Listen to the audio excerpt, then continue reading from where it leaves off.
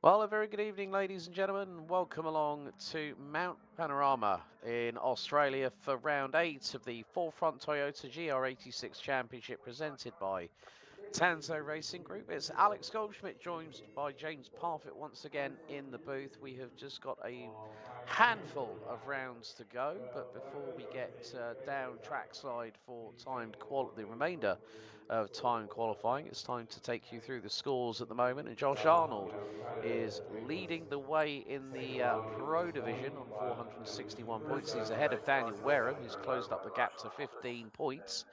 Eric Ronenberg is there or thereabouts. He's on 4-3-1 with Jack Holland and Matt Benson rounding out your top 5. Alex Kubelis, Lee Martin, Dan Forster, Joseph Lopez and Eugene Webber round out the top 10 so far this season. Matt Parfitt, Mr. Parfitt's probably 30th cousin from Canada's 200 times removed, leads in the AM side of things, ahead of Alexander Claudio with Connor Pink, Simon McPhee, Connor Greer, Ryan Clark, Collis Ramar, Harry Seven, Dinan Bronze, and Casper Roost, rounding out your top 10 in the Pro-Am side of things. But we're into the final 2 minutes of qualifying here at this 3.861 mile, 6.213 kilometre circuit. 23 turns, 11 to the left, 12 to the right, runs anti-clockwise. First opened back on the 17th of March 1938, and the current variation you see here has been in use since 1987. Of course, 2 weeks ago we had the Liquid Molly Bathurst 12 hours, and this weekend, well, kind of funny, but the fact is that the iRacing 12 hours of Mount Panorama has been going on, JP. But however, we have got a bumper grid. We've got nearly 30 cars here in New South Wales tonight. Yeah, I'm surprised they're not sick of this track, to be honest, because a lot of these would have done the Bathurst special event this weekend. So they should all know it by now, right? No problems whatsoever. Well, yeah, they've definitely got to do the to me, to you, haven't they, so to speak, when it comes to the amount of turns that they've got to go through. Yeah, absolutely, and they've got to get up through the mountain section, so that's going to be even more interesting. It's good to see a Parfitt at the top of the championship standings. It would never be me, so it might as well be somebody else. As we're looking at Matt Parfitt now, who's coming down for his run down the Conrod, of course, before they go into the chase at the bottom of the hill. Arnold leading the way, 2:26, 2:30, 20-minute races for the race number 1, 25 for race number 2, and a top 20 reverse. So they're not going to get an incredible amount of laps in, but they will get enough in to make some overtakes, I'm sure. Yeah, and with places such as McPhilly, Brock Skyline, the Cutting, Forest Elbow, we are going to see speeds north of 140 miles an hour, especially going down the infamous Conrod Straight and then into the chase. Of course, we've already seen push to pass earlier on today when we were commentating on JARC and the Novice Racer, but it could be a bit more bump and run here at Mount Panorama. But the grid has pretty much been completed. Josh Arnold takes pole position by a 10th, head of Simtech teammate Daniel Wareham. And look at this. 2 of the Pro-Ams right at the sharp end. Matt Parfitt and Alexander Claudio. So we've got 2 Canadians, a Brit and a Puerto Rican up there. Who'd have thought of that, folks? Eric Ronenberg and Dan Forster ran at row 3. Jack Holland and Ryan Dudley row 4. Paul West and Lee Martin row 5. Michael Dolan and Paul Brown round out the top 6 rows, followed by Eugene Webber and Connor Greer. Alex Kubelis and Connor Pink ran out row 8, head of Harry 7.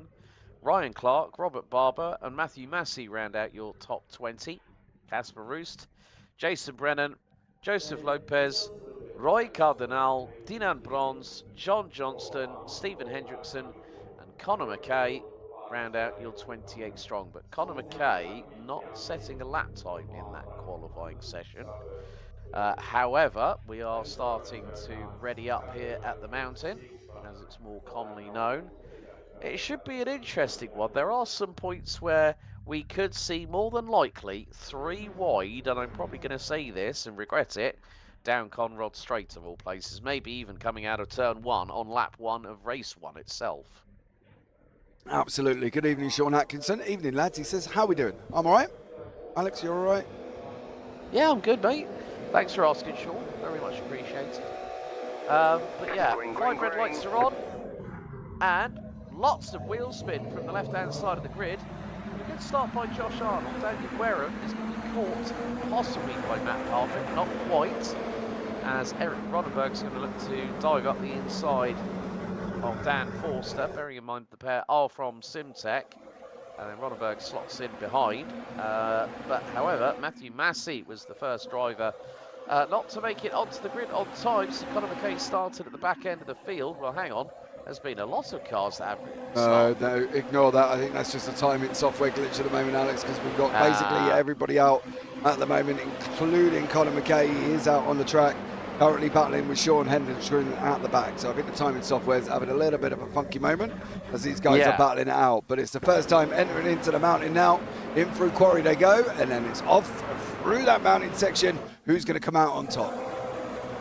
Yeah, and these are where you don't want to go too wide, as we see Ryan Dudley, the Pride of Wales, with the battling way with the likes of Lee Martin. Well, and there's Jack Holland to his immediate left-hand side. So these two have got previous, let's be completely honest. It's now the run through Reed Park into the compression zone here at Silman, and then into McPhillamy, and then the famed Brock's Skyline, named after the late great Peter Brock. Many a Bathurst 1000 winner, many time an Australian touring car champion, one of the legendary Australian drivers that made their name at this place in itself. Likes of Craig Lowndes, Mark Scaife, Gentleman Jim Richards, as we head through out of Forest Elbow, and now it's going to be the long run down to Conrod. And at this point, well, Robert Barber has got a mechanical black flag, so not good for him. However, we are going to see some very high speeds as it's under the Mitsubishi Fuso signage barrier, and Ryan Dudley to the outside, heading into the chase, but this will give Jack Holland from ITZ Racing the inside line here for the second part of it. Goes late on the brakes, goes rally crossing just Jack Holland. Oh, nearly the redress like Scotty Mack and Garth Tander a few years ago, but they both just about squeakily get through. Meantime, Forster and a few others are starting to get track limit penalties. Yeah, Matthew Massey has now jumped back to pit lane. Oh, dude. Nope. No. Oh, and Rob Barber. Oh, that's why Robert Barber was also in the pits. Yeah, he definitely gave him more than a love tap. That was a love punt. Oh, Barber. He had no choice. He went one way and couldn't get it, unfortunately, for Rob Barber.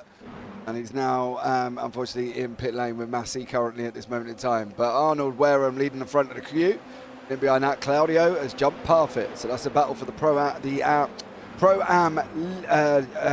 oh my God. Dentures, man, Dentures, Pro-Am. Championship, Pro-Am Championship lead. There you go. It might be from all those leaking exhaust fumes by taking that exhaust off a drag bike early on that's caused that, mate. That's probably...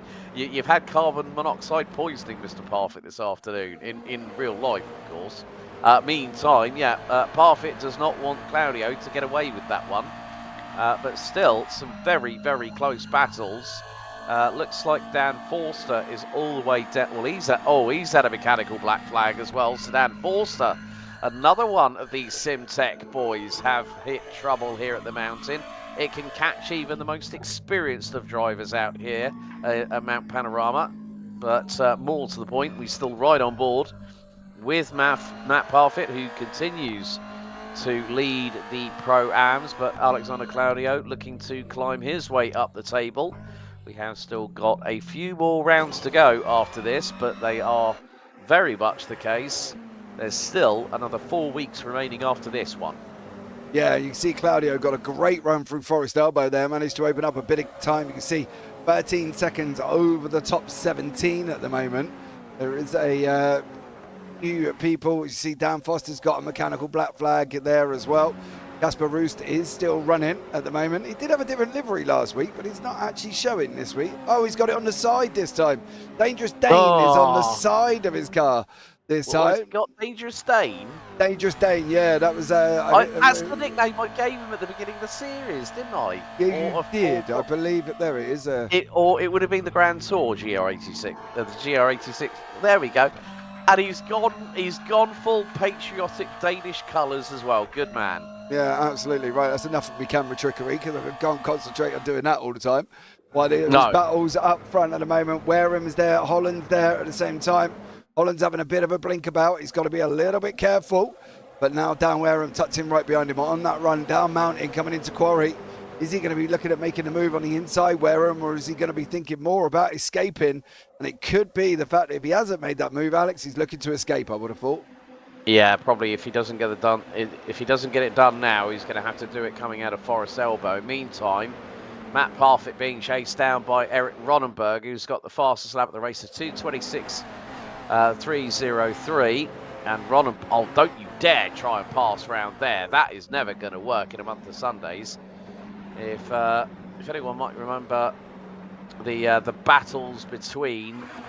I think it was Marcus Ambrose was one of the guys. I'm trying to remember the other one that he used to they used to lump shades out of each other. I can't help you on that one, mate. I'm afraid. No. I'm trying to remember who he used to have his problems with. But I'll have a Google.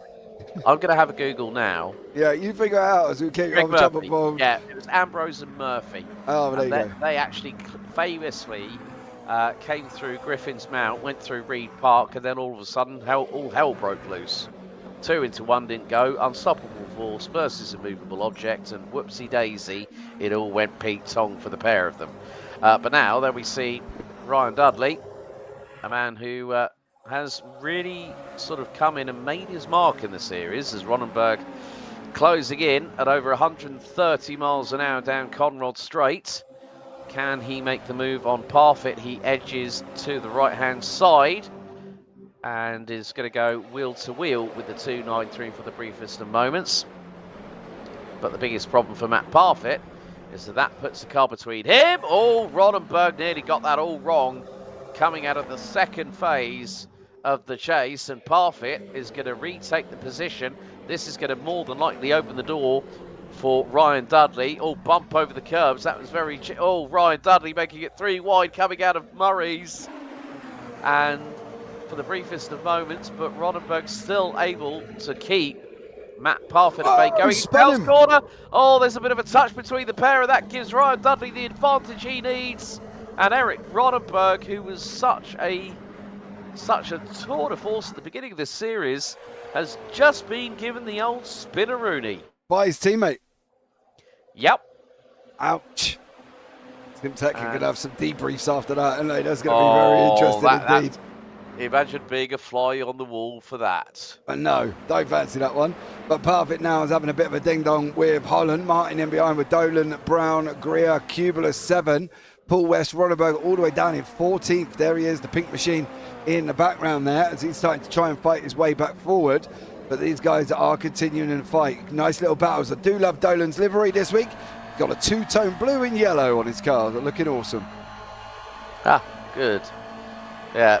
Oh, no wonder. The ED3D Printworks Racing team. So Mikey Dolan, who we're riding on board with at the moment. P8 at the minute. So yeah, you can see how close Jack Holland was getting through, getting to the wall, coming out of Silman Park and going to McPhillamy.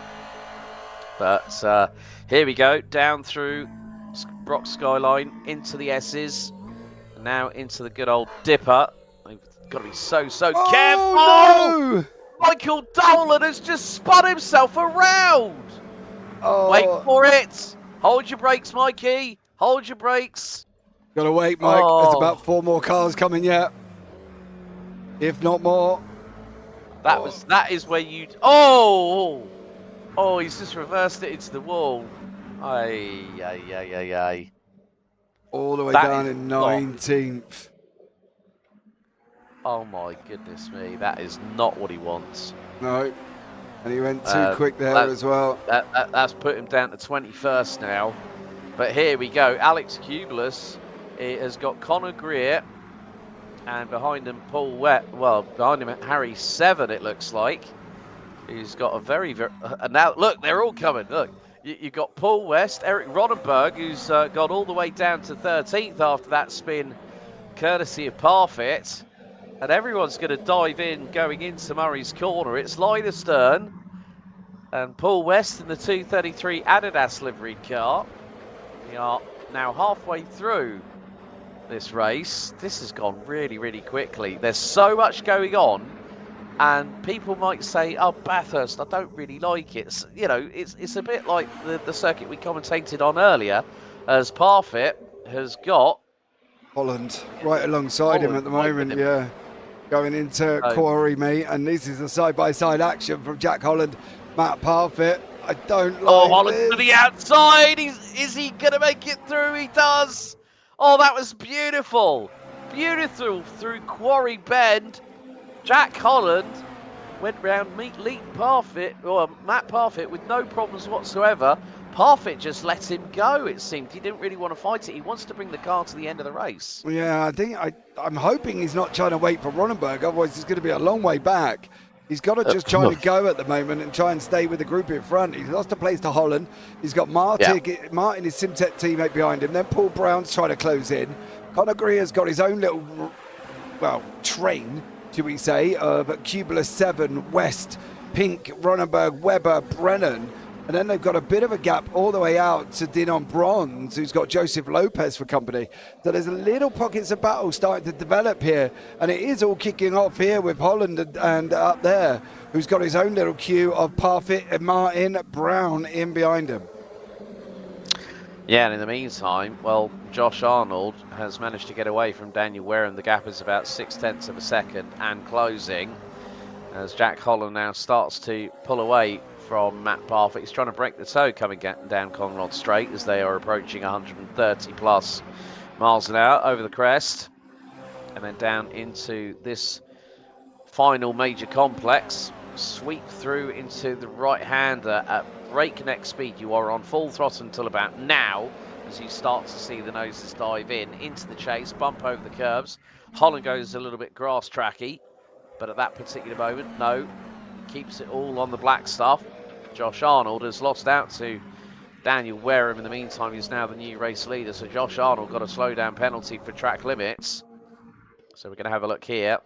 And it's going to be, he's going to rally cross it, isn't he? Well, there we go, on the grass. Both go. Well, Wareham did the better job. He actually caught the slide, buried the throttle. Arnold went, oh, I've got to serve a slowdown, haven't I? And got it out of the way quickly. But even though at this point, with 7 1/4 minutes to go, and we will be having a bit of an invert for race number 2. It will be a 25-minute race next time.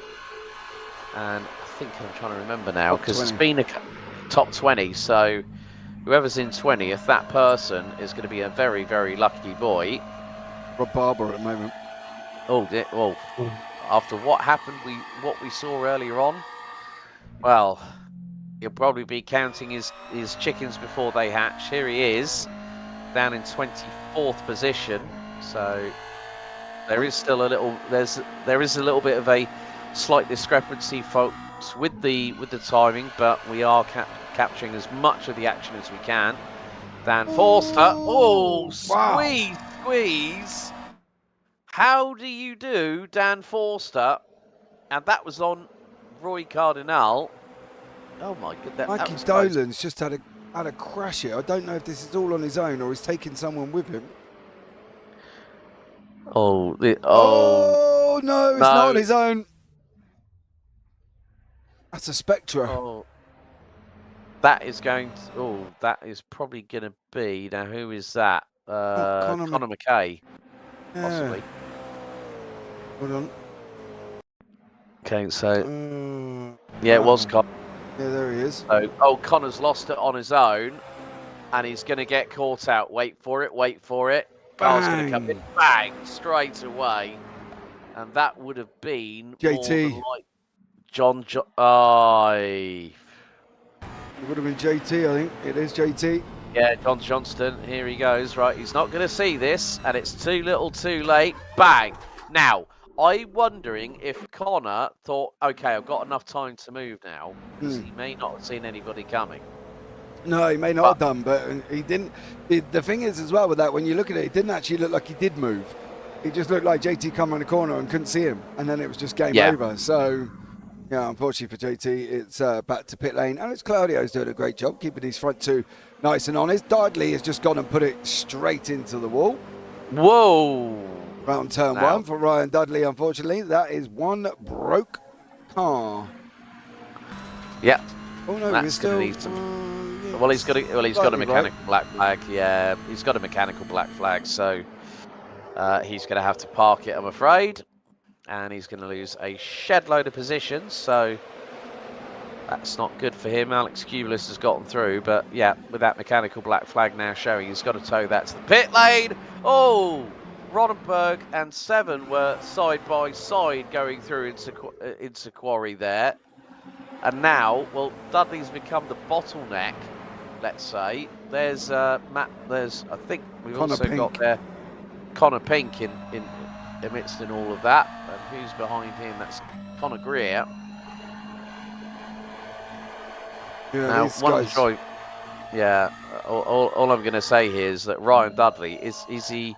I think I know what he's trying to do here. He's trying to get the car to the pits rather than having to tow it. But what that's doing is that Ronenberg is going to be absolutely fuming as he just launches it up the inside of Brock Skyline.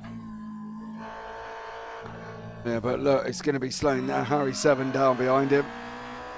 Got nowhere to go at the moment. Is Seven. He's going to have to try and he'll get Dudley on the straight because I think Dudley's got hardly any speed with him. But you are right. He's trying to get it back to pit lane to not have to tow. So stay on board with Harry Seven for a minute. He should get Ryan Dudley here fairly easily, but it's whether or not the guys in behind him are going to get him as well. There goes Seven on the pull out. What about Connor Pink? He's tucked him behind Dudley using his draft at the moment. He's going to pull out as well. Dudley's going to lose another position. Is Connor Pink going to sweep round the outside? Connor Greer's a little bit too far back at the moment, Alex. He's not going to capitalise the fact there is a man up front who is an injured wolf, we say, or an injured gazelle, or injured deer, I don't know, whatever he is. Injured pup with a dodgy front leg. Yeah, he's broken. Let's just put it that way. Rocket, and he died. Yeah, there we go. I thought he might do. That's actually the first time I've seen in a long, long while. And look at the right front. That is rubbing against the wheel arch. So, but fair play to Ryan Dudley for bringing that car back to pit lane, because that would have been a long tow as well for him. But nevertheless, we've got Jack Holland, who's literally being bumped off NASCAR style. Matt Holland pulls to the left-hand side of him on Mountain Straight up towards Quarry Bend. And here we go, wheel to wheel. And this is for 4th place. Jack Holland did this manoeuvre, and Matt, well, he didn't even really fight it that much, to be honest with you. Mainly because of the fact that he knows that, well, when we get to Conrod Straight, if I'm still within striking distance, he's going to go, well, Sunshine, you're mine. And there's going to be that opportunity there, because the straight line speed and the tow, even in a GR86, is actually rather powerful down here at Mount Panorama. As Josh Arnold is closing back in on Daniel Wareham. Josh Arnold has the fastest lap of the race. This is going to, I'm going to go and interject a minute, because I think this is going to be one of the closest last laps we've ever going to have. This is either going to be one or one more, or this is going to be the final lap. This is going to be quite close here, because I think they crossed over the line round about 2:27 and a little bit. So yeah, just keep an eye out, because we've been here before, Alex, where all of a sudden we think it's the final lap, and then it turns out it's the white flag lap. So let's keep an eye on this. This is going to be close. Yeah, I would think probably with about a minute to go, which is where we stand now, this will be, as you said, very much on the wire. It just depends on what Messrs. Wareham and Arnold do coming down into the chase. Oh, here we go. I did say that slipstream was powerful. Line astern into the chase here on lap 8. I think we're gonna make it. It looks like we might make it. Oh, Arnold gets the tank slapper going through the second part, whilst on the bumper of Wareham. We are going to get one more lap.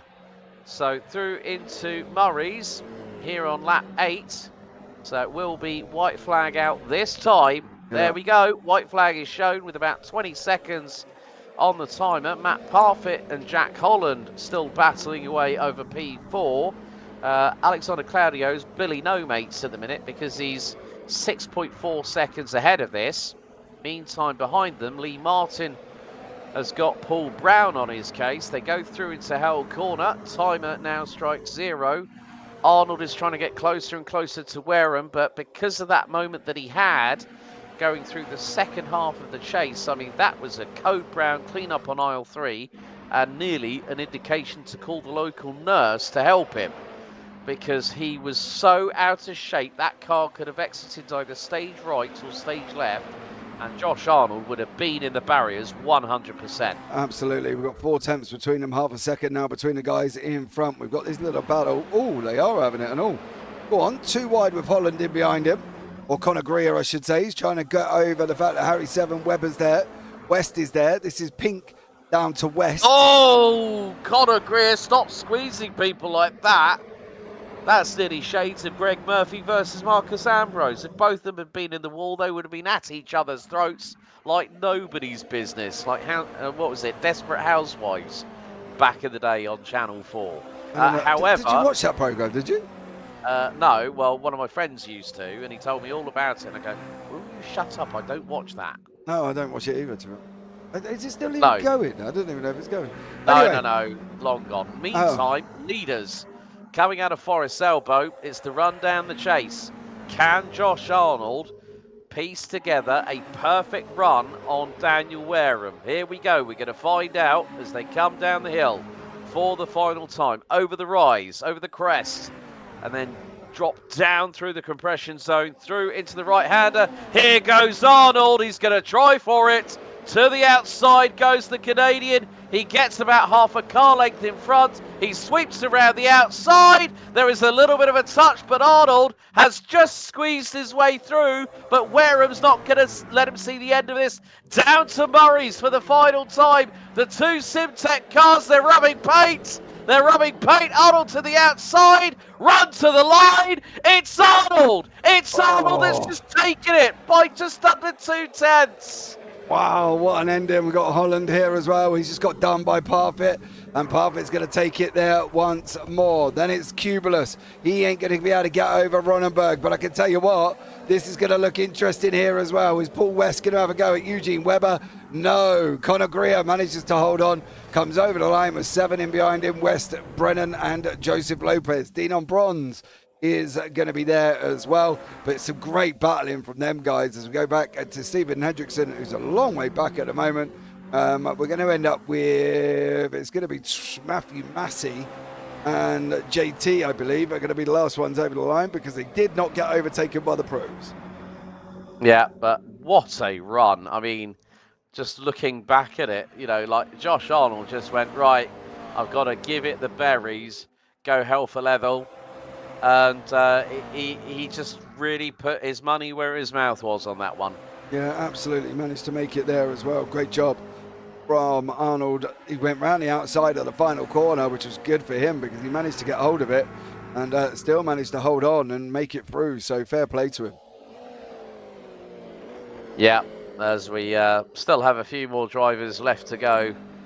And I mean, in some respects, you've got to factor in of how close that race was. But looking at things now, Mikey Dolan is going to be on reverse grid top 20 invert for race 2 coming up after our warm-up phase. But yeah, you did say it was going to be close. I thought it was going to be closer than 0.18 of a second. But mamma mia, mercy me, that was a great job by Josh Arnold. He just knew where to place the car. I think maybe the lap beforehand was his sort of putting the feelers out tactic. And he had to as well, because he needed to know where he was going to go. He knew the Conrod was going to give him his best run, because obviously he's got the draft and everything kicking in. So and then he just had to be brave, and he managed it around that outside line, around the final corner. So fair play to him. It just meant that Wareham had to tighten it up and couldn't quite make it through, but Arnold did, and took the win as JT comes over the line there. Yeah, so John Johnston is going to be the last of the classified runners. 28 started. We did have quite a few end up in pit lane, but Josh Arnold wins race 1 by 0.189 of a second ahead of Simtech teammate Daniel Wareham. Alexander Claudio takes the win in Pro-Am for BWE Racing, so great work by the Puerto Rican. Matt Parfitt rounds out second in Pro and fourth overall, with Jack Holland rounding out the Pro top three. Lee Martin, Paul Brown in the 218 did a pretty good job actually that time around. Managed to be P3 in the Pro-Am, rounding out your top 7 with Eric Ronenberg, Alex Kubelis and Connor Pink completing your top 10. Conor Greer, Harry Seven, Eugene Webber, Paul West and Jason Brennan round out your top 15. Joseph Lopez, quite a quiet race for our man in the good old wonderful Dachshund livery that we always see week in, week out. He finishes 16th ahead of Dinan Bronze, Ryan Dudley, Dan Forster and Michael Dolan, who rounds out your top 20. Roy Cardinal, Stephen Hendrickson, Casper Roos, the Dangerous Dane, Robert Barber, Conor McKay, Matthew Massey and John Johnson being the last of the classified finishers, with Ryan Clark finishing his race 5 laps from the end. Absolutely. We're just going to jump on the start screen for 2 seconds, guys, while I try and have a look at something, and then I will be right back very, very shortly.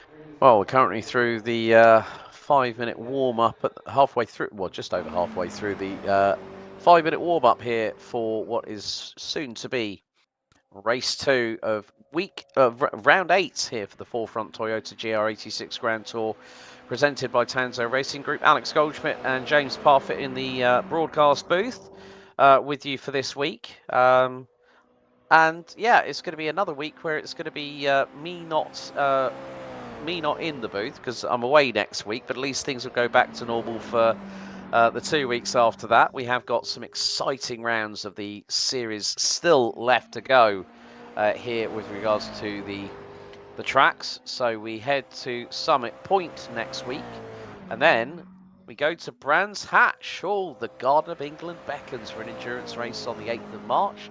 Spa-Francorchamps, 15th of March. There's going to be chaos there, I'm sure, in Belgium. And then Lime Rock on the 22nd to close out the series. 2 drop weeks allowed for the drivers. But still, good to see Josh Arnold pick up his 2nd win of the series.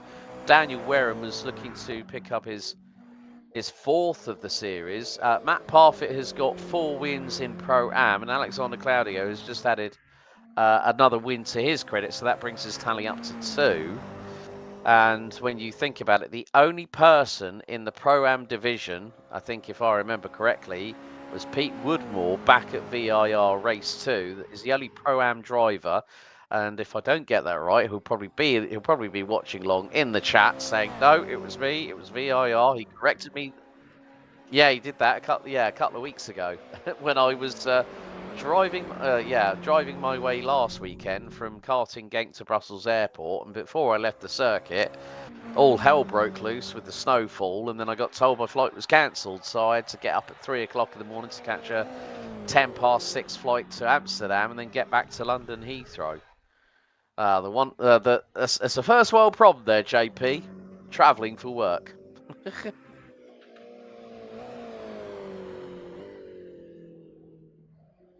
Yeah, for some it's easy. For some it's not. That's the problem when you wanted to travel here, there, and everywhere. My calendar's looking absolutely mental this season, but you know it always happens every single year. However, time for the 25-minute feature race here for round 8 at Mount Panorama for Forefront Toyota GR86 action. Michael Dolan starts on pole position. Dan Forster will start alongside him on the front row. Ryan Dudley and Dinan Bronze will start on row 2. Joseph Lopez, Mr. Zoomies, will be joined by Jason Brennan on row 3. Paul West, Eugene Webber, Harry Seven, Connor Greer, Connor Pink and Alex Cubulis. Right. Your mic apparently isn't working anymore, so you might have seen Sean's little note there. No, it is now. I pressed the mute button by mistake.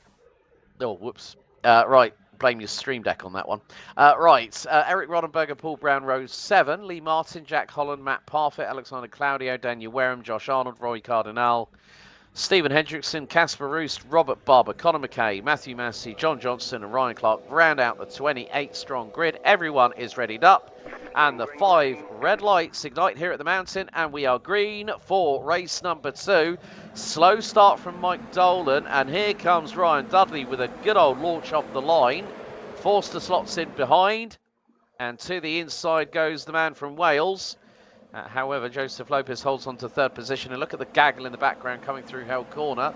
Some kicking up the dust as they all make their way down Mountain Straight for the first time. Over the blind crest we go. Dolan leads from Forster, from Dudley. Then into Quarry Bend we will head. Sean Atkinson, it says them old age fingers, fat fingers, pal. Yeah. I think he's making reference to you. However, that was a bit close there for Connor Pink to the back end of Connor Greer. As look at this, they're fanning out coming up the hill towards the cutting. And this is going to be very close indeed. You've got to make sure you hit your braking markers. And the dangerous Dane getting dangerously close to the wall. And he's got... Oh, there was a hit. Who's in front of him? Oh dear. Now Hendrickson hit the wall. Oh dear. So Hendrickson and... Oh, Eric Roddenberg! Roddenberg's hit trouble. Oh my goodness me, and it's caught out a few more. Oh, it's a pile-up! Oh, it's a big pile-up in the opening lap at the top of the hill before we've even got to Brock Skyline. Oh! Who needs Daytona for a big one? Eric Roddenberg having that incident, and look, it's going to be this. Oh. No. Oh dear, that was Josh Arnold that got collected and it caused the big one. Everyone unsighted and there's the pile-up. Wow. I've got to see that from here. Who was at the back end of that? Eugene, who was... Yeah, Eugene Barber's. Yeah. Oh, right. So we're going to... Oh, Robert Barber is... Oh, no, this is not going to end well. Oh! I had to... He had to on his roof. Barber's on his roof. He's not the only one. Somebody in the wall, wasn't it? Arnold was as well. And Jared Love straight in there with God forbid people slow down for an incident, eh? Oh, he is. dear. This is the problem. We were lifting. I don't know if I can do... Can I? Oh, no, it doesn't bring up his speed, but he did lift. If you listen again on board, listen to him lift. Just here. Yeah, you can see it on the rev counter as well. He lifted. And he just went one way and there was nowhere for him to go. And that has put that bottom half in the field, in the pit lane. That's nearly 50%. That's Roos, Barber, Johnston, Webber, Cubulus, Roddenberg, Holland, Claudio, Wareham, Arnold and Hendrickson. And Clark now in the pits. Oh, that is 12 drivers in pit lane after what is the biggest accident I've ever seen on a sim racing broadcast at Mount Panorama. I think we might need to send that one over to iRacing. Listen just to show the magnitude. Yeah, listen to this. Cubulus jumped to pits. Ronneberg jumped to pits. Webber jumped to pits. Holland jumped to pits. Arnold jumped to pits. Barber jumped to pits. JT jumped to pits. Casper Roost, Stephen Hendrickson, and Alexander Claudio all jumped to pit lane. The significance of that, I know you just think I've read out a list. They've got to wait. It's going to be 2.5 minutes at least to get that car. If they're all towing back to pit lane, they could end up being a lap down before they can even come out. Look, Ronenberg's the first out. Now Arnold, now Webber. So there is going to be a lot of, there we go, 4 cars moving out of the 13 that made it into pit lane. That is bonkers. They've just made it out there as well. I think Rooster's had a go at trying to get it back to pit lane because I think he's going to sit there the longest. Wareham's in there as well. And some of these, I've got a funny feeling, depends if they've waited. Oh, they've all got fast repairs, so they should be all good. But that was meteoric. That was just gnarly, to be completely honest with you. Absolutely gnarly.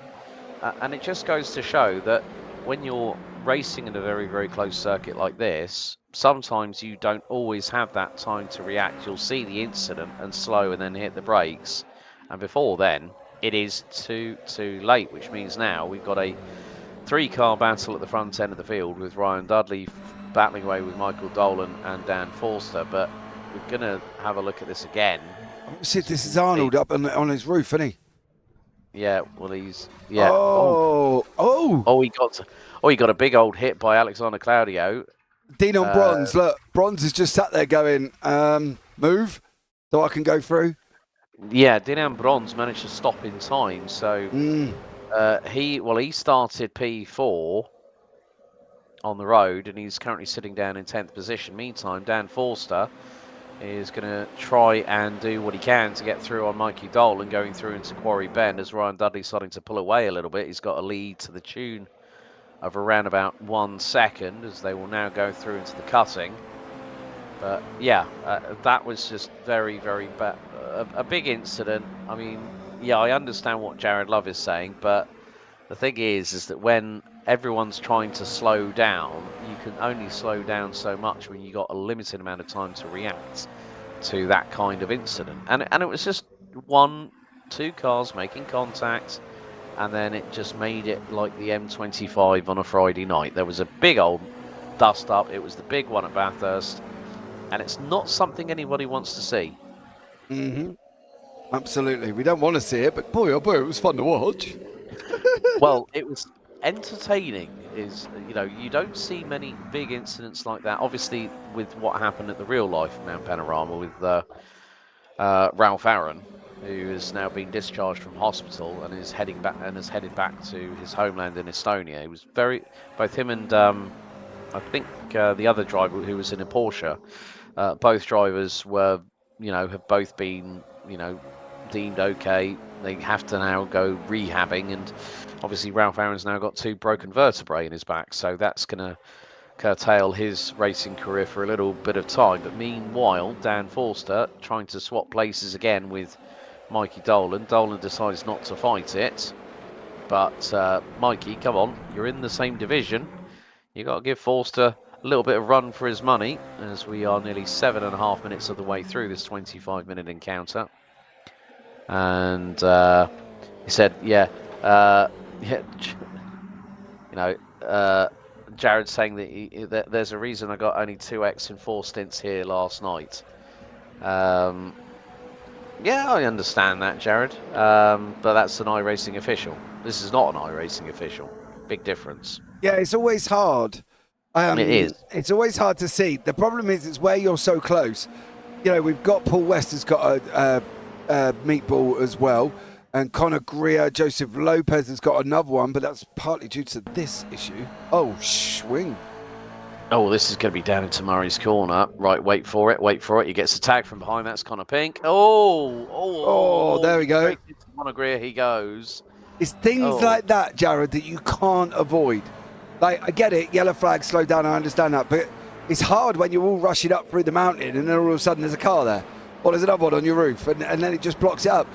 Generally, what leagues do say is between Quarry and right the way down to Forest, if you have an incident spin, you eject straight out and get back to pit lane because you can't turn it round. The problem is with so many people so close together, don't forget it was lap 1, and we had everybody within, 10 seconds of each other.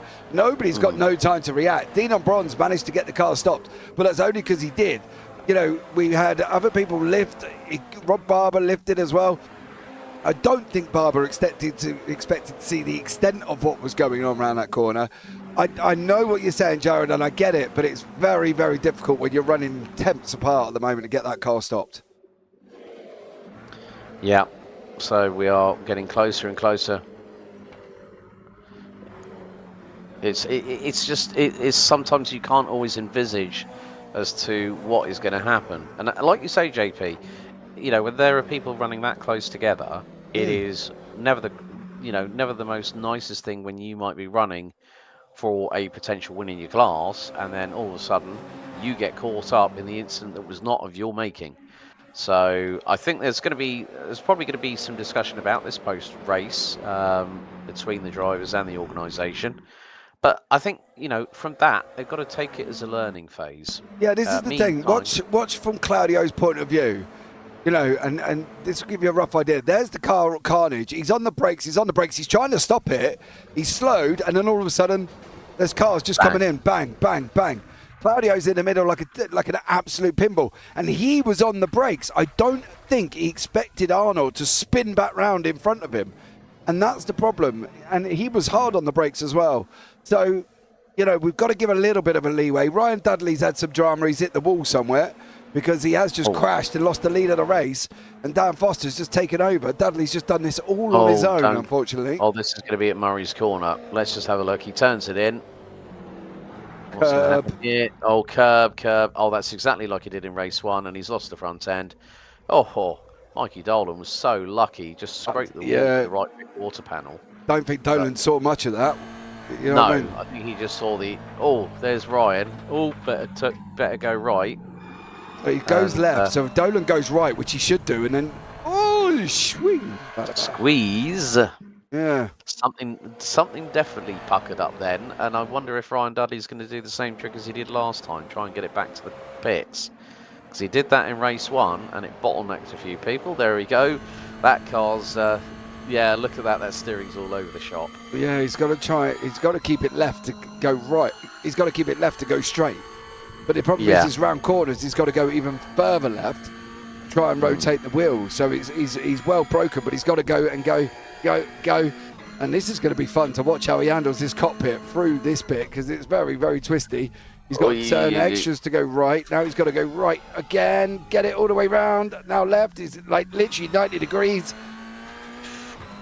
That is a handful.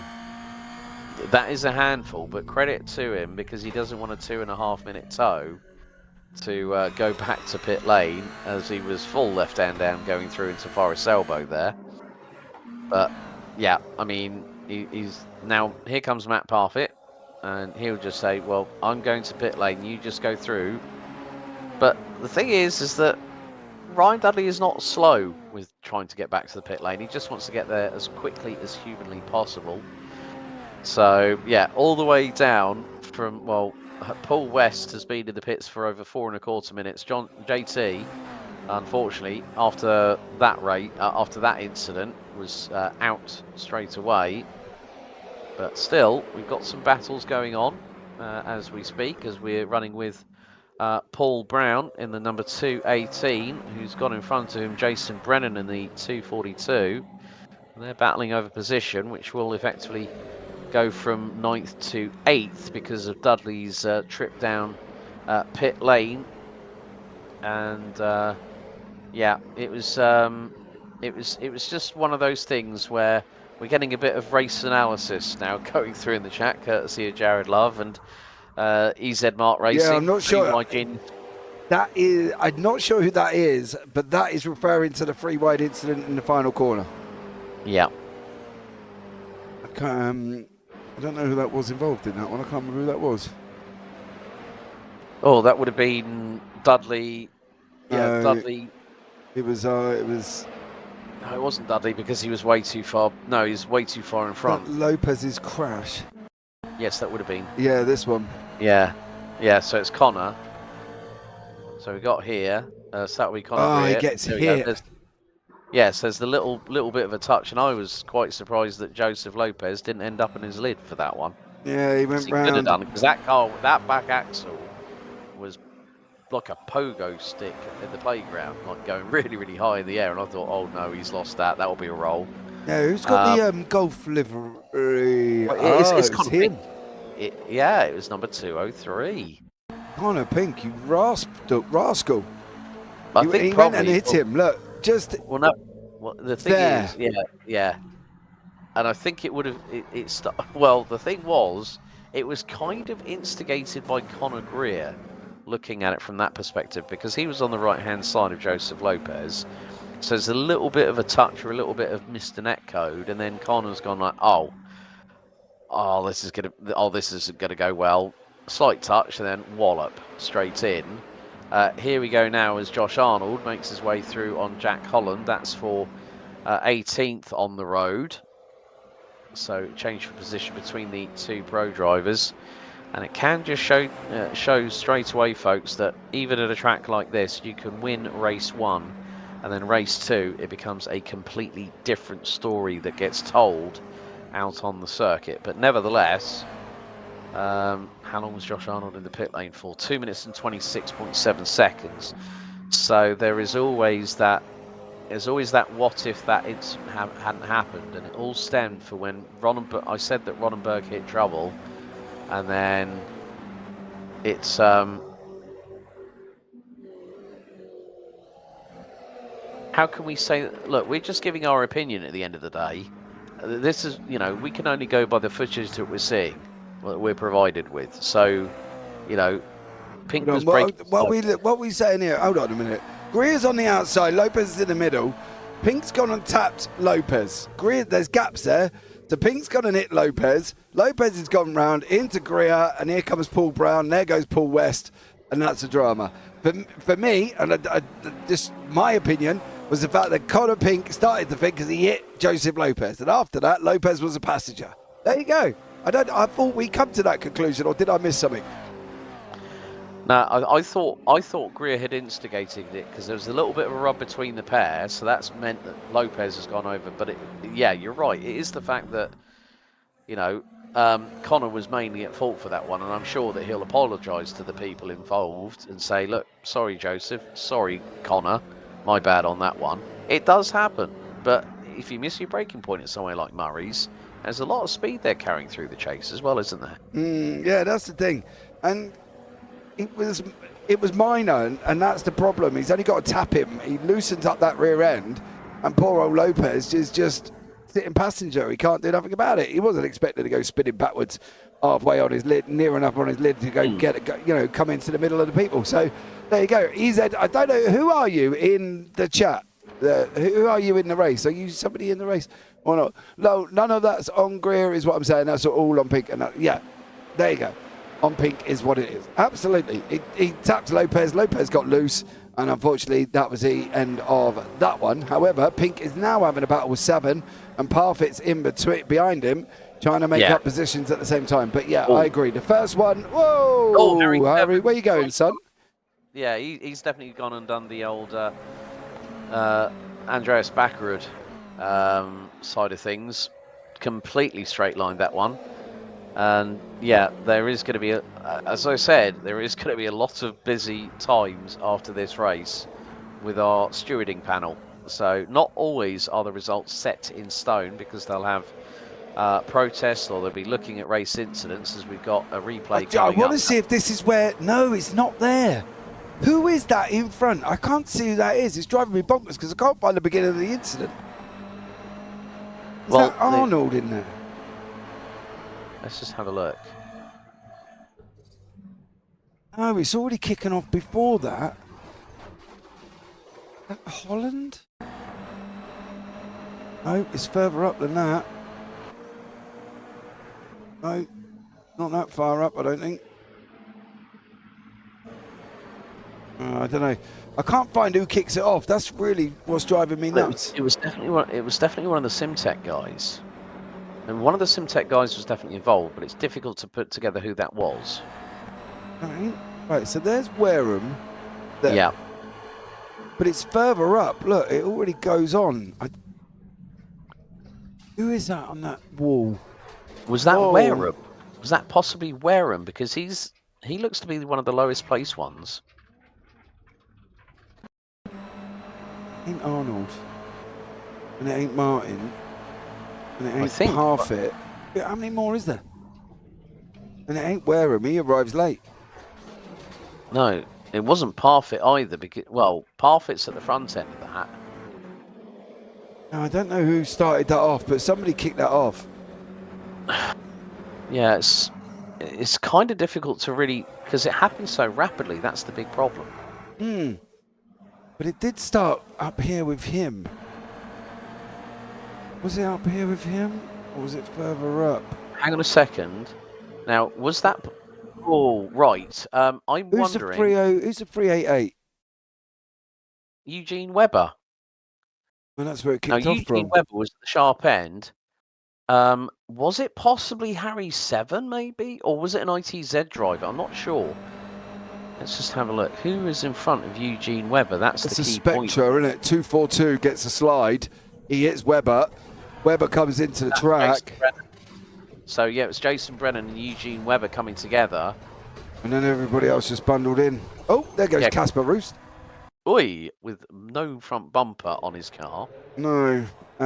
So it's Eugene Webber kicked it all off. So there we go on that one. Right, I'm going to try and get this back to live pictures now because it just did not like that replay. So there we go. But we still got Martin having a battle with 7. 7's tucked in behind Pink, and Pink is chasing down Parfitt. So Pink on Parfitt with 7 with Martin. Right, okay. So let's see how this one unfolds over the next 4.5 minutes. So we are currently on lap number 9 of this race. So there's still got a YouTube chat. Mr. PE, we've sorted it. We've said it was Connor Pink started it. He started the collision in the 3-wide drama. So there we go. No, it wasn't an ITS. It's only Jack Racing for us. Eugene Webber's done more drama to himself and has ended back in pit lane. Oh, this is going to be at the cut. Right. Oh, at the cutting, and then it's going to be the run through. Oh, he's lost it coming in. Oh, that's a big. Oh, that's a big incident there for him. So that front end's completely rearranged. Yeah. Sean's bringing in some technical knowledge. You've gone past it 5 times. I don't know who I've gone past, but clearly I've gone past somebody. There we go. Yeah, it was. Yeah. So.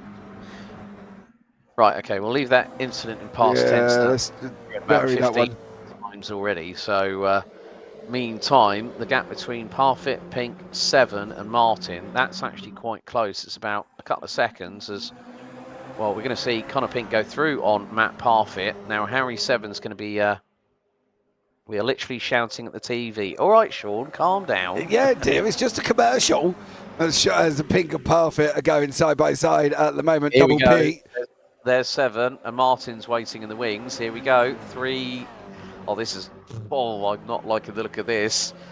As Pink's going to try and see... Well, you can see the nose dive down on the 203 heading into the chase. And all 4 make it pretty much without grass tracking, unlike what we saw a few laps ago from Harry 7. He literally just straight lined it. So there we go. These guys still continue to fight in through the final corner. They go. Brown and Brennan have just swapped places at the same time.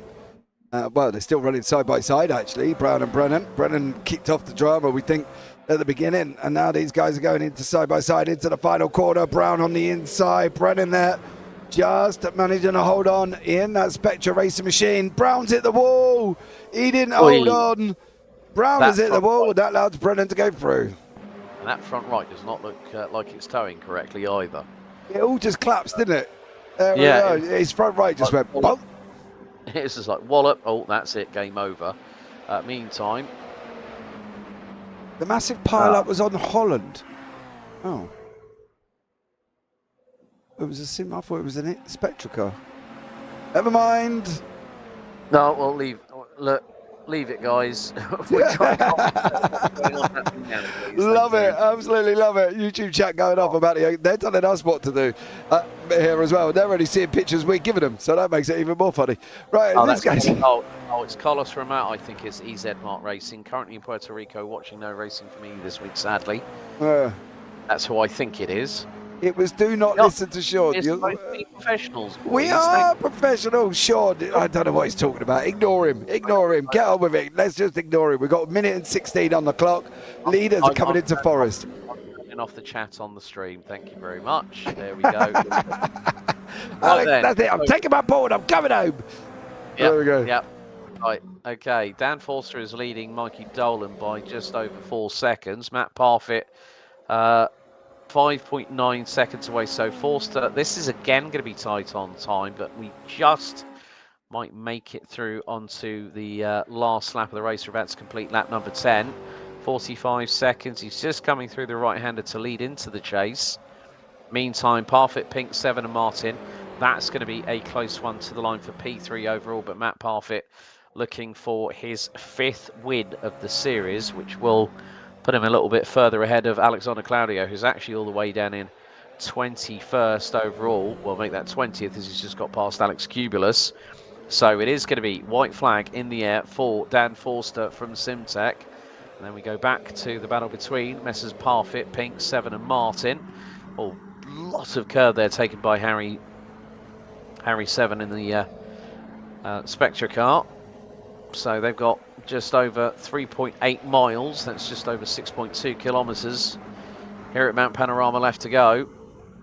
And, well, I think Matt Parfitt has got enough of a buffer between himself and Connor Pink, which is about a second as they go up Mountain Straight here on what is lap number 11. But this could be very, very close. What's 7 going to do? Is he going to stay behind Pink, who does cover him off? Lee Martin, he looks like he's ready to pounce and get past the earliest opportunity available as they go through into Griffin's Mount. Then it's going to be down through Reed Park, then over the hill, and then down the compression zone through into Sulman Park, so through Reed. Ooh. That was very close to the wall there for Connor Pink. 7 and a slide on as well. Do you know, for me, this is going to be, that was the, I was going to pick up and say a little bit earlier on, you said that Parfitt should be comfortable, make it through. I would only say that when he hits the Conrod, because I like to point out he's got the mountain section coming up at the moment. And if he's anybody like me, he'll pray at the top and say thanks at the bottom. The fact that he's made it, because that's what I do. I start praying here, mate, and if I make it all the way through, I'm thanking God at the end of it. That was close there, coming out of Brock Skyline, and again through the S's. Parfitt is chancing it, but he's trying to open up that gap to Connor Pink, which is now close to 1.2 seconds. Meantime, where is our race leader? He's coming down Conrod Straight for the final time. Oh, now that was Connor Pink. I think that was Connor Pink that just broadsided the wall coming out of Forest Elbow. I believe it might have been. And now Harry 7 is going wheel to wheel. And this is for the pro. This is for second in Pro-Am. Martin's ready to pounce. Yeah. So I think it must have been Connor Pink, because that would have damaged the right side of the car. So Harry 7 got a good run coming out of Forest Elbow. But it is going to be Dan Forster that is going to be taking the checkered flag. He will win race number 2. So Dan Forster at the moment, that's going to be his first win of the series. What a drought for him. Mikey Dolan will come across the line in P2. And Matt Parfitt will take his 5th win in the Pro-Ams. What a run he's had. It's going to be second for Harry 7, Connor Pink in P3. Lee Martin will round out your top 3 in the Pro Division, taking 6th. But, well, what can you say about that? Brennan and Brown still battling away, coming out of the final corner. Brennan takes 8th, Brown 9th. Dinan Bronze will take 10th position in the number 275. Matthew Massey, who's made up 15 places, has finished in 11th, ahead of the now recovered and repaired Ryan Dudley. Roy Cardinal will finish in 13th. Meantime, we've got a battle over 18th position at the moment. It's between Joseph Lopez and Robert Barber. And they're heading down closer than that at one point, so I do apologise, but they were a lot closer. I think Barber just got a poor run through the mountain. And Lopez has managed to, well, he's weaving all over the place, trying to break the toe, bless him. Yeah, so we still have a few more drivers to come across the line. Roy Cardinal, then it's Ryan Clark, Eric Ronenberg. This is going to be probably a week for him to forget, to be honest with you. him finishing down in 15th, and he wasn't that further. Well, he was a little bit further up the order coming across the line. Josh Arnold, Jack Holland, Joseph Lopez, and Robert Barber will complete your top 19. Oh, we got two. Oh, we got two flag wavers. Barney Two and Bill. Barneys, yeah, two Barneys. Well, Barney and his brother Bill. We've still got Hey. some other drivers to come across the line, but nevertheless. I ain't got the results yet because people are still coming over the line. No, exactly. There we go.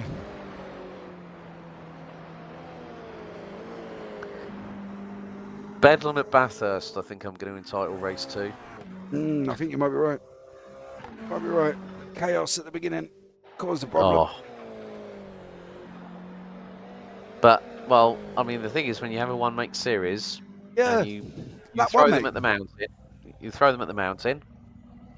yeah, well, what else can happen? And you have a top 20 invert. You know, something's got to give, and that's exactly what happened here at Mount Panorama. But here are your results from race 2, round 8. Dan Forster takes the win, his first of the season. And I'm looking at his results previously. Let's just have a look. So Dan Forster, that's the second time. I think the second time this season, apart from Thruxton race 1, where he finished P2, that he's actually got on the podium again. So congratulations to him. Michael Dolan takes second ahead of Matt Parfitt, who takes another win. That's his 5th win in the Pro-Am classification this season, finishing ahead of Harry Seven and Connor Pink. Lee Martin in P6 rounds out the top 3 Pro podium. Connor Greer, Jason Brennan, Paul Browns, Dinan Brons, Matthew Massey, Ryan Dudley, Roy Cardinal, Ryan Clark, Eric Ronenberg, Josh Arnold, Jack Holland and Joseph Lopez round out your top 18. Robert Barber and Alexander Claudio complete the top 20, followed by Alex Cubulus, Daniel Wareham, Casper Roost, Stephen Hendrickson, Connor McKay, Paul West, Eugene Webber and poor old JT, John Johnston, rounding out the field on that particular one. But we have got a couple of drivers standing by, and I think the first one we need to have a chat with. Let's have a good old chat with our good friend Mr. Connor Pink, shall we? Ooh, what after his incident he caused in the final. His incident he caused 3 wide, of course, there for Mr. Connor Pink. Let's have a chat with him. Connor, good evening. Good evening. How you doing? Connor, cheer up, you grumpy rascal. Oh, God. You sound like you're in the headmaster's office. Don't worry, we're not going to grill you to pieces. But I saw my incident was highlight of the race, I think. No, that and the mountain crash, mate. The mountain crash got more replays than I think we had screen time for everybody else in this second race. I was going to say, it was actually a decent second race. I missed quite a lot. Well, I mean, apart from what happened when it all just kicked off and then like nearly half the field was obliterated in one big incident. I don't know. I saw someone like side check someone else, and then me and 2 cars got through, and then all of a sudden I heard on the radio, big crash, slow down, and then everybody complaining. So I guess they didn't slow down. No.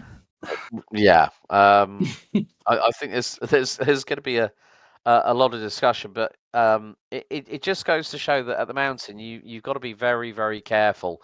We've had a lot of people racing at Mount Panorama this week, especially with the iRacing special events, the 12 hours of Mount Panorama. But you came away with a P3 there. I mean, the final run through Forest Elbow, I think, did you clatter into the wall and the? Yeah, no, I was losing the car, and I came down and just I accelerated a bit too hard coming down into the downhill section for that, and then just couldn't stop it in time. Went around the corner and just clattered the wall, and Harry had me there. There was no chance. Yeah, the thing with Joseph was unfortunate. We were 3 wide going all the way through, and then I did brake a little bit early, and I thought, I'll tuck in behind him, and I just didn't tuck in behind him and clipped him, and then I think he went across, and then I'm not entirely sure how he flew so far from the tiniest tap on the back, but anyway, it's that's on me. That one. Yeah, we nearly thought the Mikey was going to be on his lid. We thought the Joseph was going to be on his lid, and it's sort of like it ended up like being Skittles coming out of the final corner at Murray's. He hit a drain. There's a drain. right. He's hit the drain. If you watch, that's if why. you watch in front of him, we're obviously playing it on the broadcast, Connor. There's a little grey drain just on the edge of the curbing. Oh yes. And he just hits that, and watch him go up. Bang! It's the damper rebound. Yeah, it's the damper rebound as a direct hit result of hitting that grain, and then straight away skids whilst holding the brakes into Conor Greer. Okay. And then we've got we had Weston Brown coming in with a big old rate of speed. The problem is into that corner is like, you know, I did the 12-hour and we were going 2-3 wide down into that corner. If you back out of it, you can normally tuck in behind someone and kind of get the run out the other corner. That was my plan. It didn't exactly pull off, as we've seen. But yeah, I mean, it's just unfortunate. I mean, the Mount Panorama is ridiculously hard in any car. There's huge draft sections where people just seem to gain half a second on you in draft, and then you just can't, either you can't stop it in time. I think Harry Seven sent it straight across the corner after drafting on me, and then I've had a couple where I've not been able to stop it in time. It's a really difficult track, so there's bound to be some incidents everywhere. But yeah, it's that last one with Joseph Lopez was completely on me. But in some respects, Connor, even with that P3 finish, you're still keeping yourself as close as you can to Matt Parfitt, who took his 5th win of the series, and then a bit of a nightmare for Alexander Claudio, who's one of the drivers that we noticed on the big incident, coming through Reed Park and up into Suleiman, where he actually stopped completely and then got hit. He got absolutely harpooned from behind, and then his car was an absolute mess. I mean, he finished down in P20, which is probably around about 10th or 11th position for the Pro-Ams. But still, with Summit Point coming up next week, different track, probably one that you might not have driven on before. How are you feeling ahead of that one? No, I like Summit Point. I'm a bit. I haven't driven it in a little while, but I enjoy it. It's a good track. It's going to be interesting again with the kind of high-speed corners going through there and then down into the heavy braking zone. So that's going to be interesting. But yeah, I mean, it's been good racing. I mean, there's been a big incident, and there was the one with Joseph. But I enjoy racing this. It's normally where I am in the pack is normally pretty clean. So you get the odd door bang. But yeah, that's racing GRs. So yeah, it's I'm looking forward to it. I'm looking forward to the rest of the season. So I'm happy with where I finished tonight, even though it might be provisional because I imagine I'm going to get a penalty for that Joseph incident. But we'll see where it goes. All right, buddy. Well, listen, thanks for talking to us as always. Hope the missus and the little one are keeping well. And before we let you go, anyone you want to give a shout out to? No, just obviously Mrs. and Little Man and you guys for doing the broadcast and everybody behind the scenes. I know JT works hard to get this done and Forefront for sponsoring it. So yeah, it's been really good. So I'll speak to you next week, I imagine. All right, Connor. Okay, mate. Well, have a good one. Enjoy the rest of your Sunday evening, and we'll see you next week at Summit Point. Yeah, cheers, guys. Thank you. Well, a big thank you there to Connor Pink. Mickey Dolan joins us now. Mickey, well, race one to forget, but race 2, how's about that? A P2 finish, mate. You must be absolutely over the moon with that one. Yeah, I'm just happy I got a finish. I've had PC problems, that's why I haven't been doing many rounds, but I managed to get through a race. So yeah, I'm glad with that one. Yeah, and at times you did actually keep Dan Forster a bit on his toes, so to speak, even though he went and won it by 4.6 seconds. But we were just talking with Connor about, and he said about how difficult Mount Panorama is, even in a GR86. It's not easy. No, it's not, and I just I clipped the wall at Forest Elbow, and I just I lost all my steering, so I was every lap I was losing time at Forest Elbow. It's just a bane. Yeah, I mean it can happen. I mean, how badly effective was the steering after the contact with the wall? Left hand down. Yeah, it was enough. It was enough for me to lose time on that straight. I was always managing to gain time back coming up the mountain, but it was coming down the mountain. I was losing time.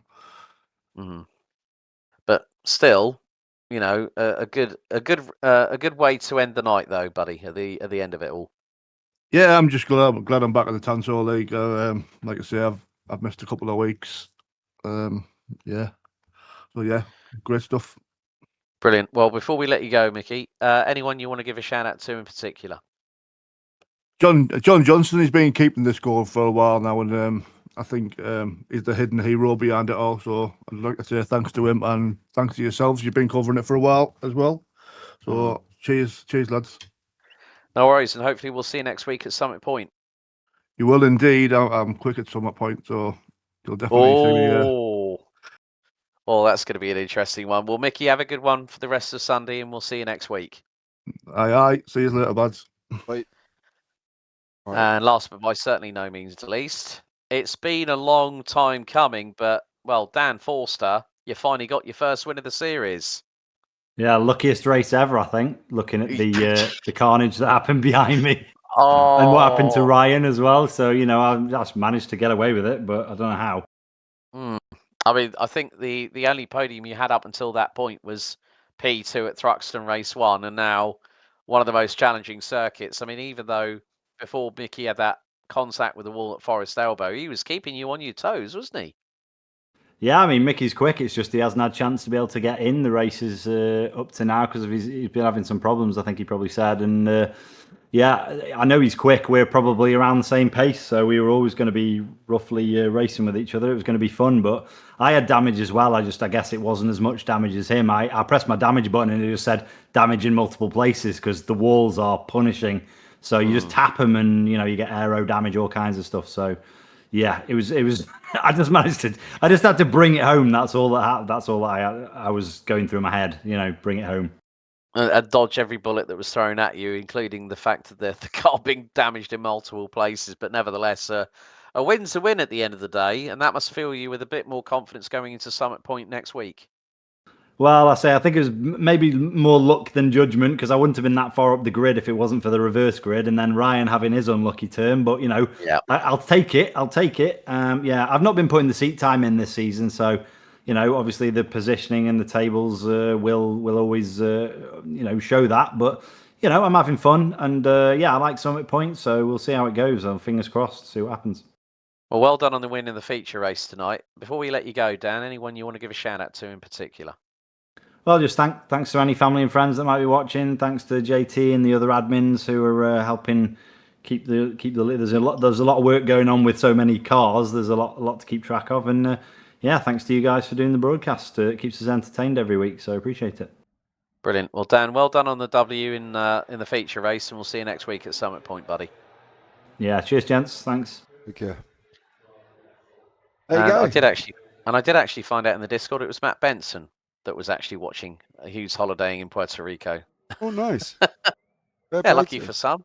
Has he got a pina colada in his hand? He's trying to get a tan at the moment as well, or who knows? Hopefully, maybe he's sat on the beach with something hotter than a pina colada. But anyway, that's just me. Well, there we go.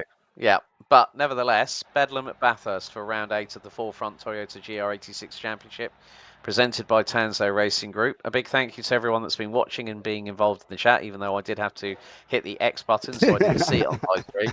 But nevertheless, the series returns to round 9, same place, same time, here on the JP Broadcasting YouTube channel. So if you haven't already, give us a like, share and subscribe and hit that notification bell whilst you're at it. Once we're done here, if you want some single-seater action, you can head over to our friends over at IGP Fun Super Formula Lights, who are racing at Miami, if I believe, right as we speak. So for myself, Alex Goldschmidt, and James Parfitt, as always, if in doubt, well, you better go flat out. We'll see you next time. Good night.